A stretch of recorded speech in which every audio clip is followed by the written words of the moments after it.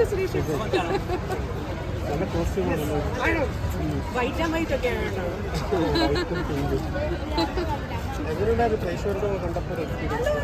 ഞാൻ അവർക്കൊക്കെ ഒരുപാട് ടെൻഷൻ അടിച്ച ആൾക്കാരായിരുന്നു. നല്ല മൂവി, നല്ലൊരു പ്രതികരണങ്ങൾ വരുന്നുണ്ട്. അതെ, നല്ല സിനിമ. ഒരുപാട് കഷ്ടപ്പെട്ടു. ഞങ്ങളൊക്കെ നാട്ടിലുള്ള കുറച്ച് ഭാഗങ്ങളിലല്ലേ ഉള്ളൂ. അവിടെ എടുത്തവർ നന്നായി കഷ്ടപ്പെട്ടിട്ടുണ്ട്. ആ മൂവി കണ്ടാൽ നിങ്ങളെല്ലാം കണ്ടല്ലോ അല്ലേ? കാണണം കേട്ടോ.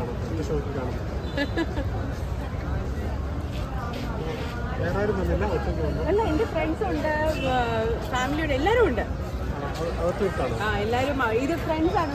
മോളൊക്കെ സ്കൂളിൽ പോയി. ഇതൊക്കെ മോഡൽ എക്സാം നടക്കും. ഈ ഷൈബിയോടൊന്നും ചോദിച്ചിട്ട്, ഷൈബിയോടൊക്കെ ഒന്ന് ചോദിച്ചു പറയുന്നില്ല, ചോദിച്ചിട്ട് ആണോ? ഷൈബിയോട് പറഞ്ഞേ. ഷൈബി ഈ മൂവിയുടെ കോസ്റ്റ്യൂം ഡിസൈനറാ. നല്ല അസൽ കോസ്റ്റ്യൂം ഒക്കെ ചെയ്ത ഇത് ഷൈബി എൻ്റെ പേഴ്സണൽ കോസ്റ്റ്യൂം ഡിസൈനറാണ്.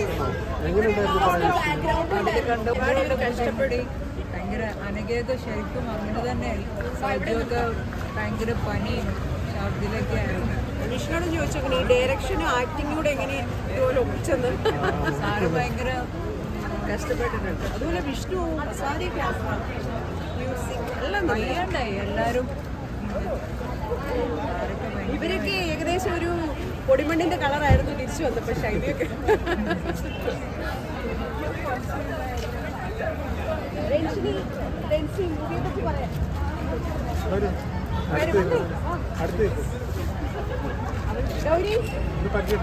വേണമെങ്കിൽ ഇത് ഡെൻസി, ഡയറക്ടർ സ്റ്റാജിന്റെ വൈഫാണ്. ഇത് രഞ്ജിനി, അവളൊരു ഡിസൈനറാണ്. ഇത് വിഷ്ണു, വേണമെങ്കിൽ ആക്ട് ചെയ്തിട്ടുണ്ട് മൂവിയിൽ. നല്ല മൂവി. ഇതുവരെ കാണാത്ത ഒരു തീമാണ് മലയാള സിനിമയിൽ. സെക്കൻഡ് ഹാഫ് നന്നായിട്ടാണ് ചെയ്തിരിക്കുന്നത്. ഇപ്പം ബോറടിപ്പിക്കുന്നുമല്ല, നല്ല അഡ്വഞ്ചറസ് മൂവി എന്ന് പറയാം. നല്ല എൻജോയ് ചെയ്തു. തിയേറ്ററിൽ തന്നെ വന്ന് കാണണം, അല്ലെങ്കിൽ എൻ്റെ ഇത് നമുക്ക് ടി വി സ്ക്രീനിൽ കിട്ടുന്നതല്ല. ഈ മൂവി എൻജോയ് ചെയ്ത് കാണണമെങ്കിൽ തിയേറ്ററിൽ തന്നെ വന്ന്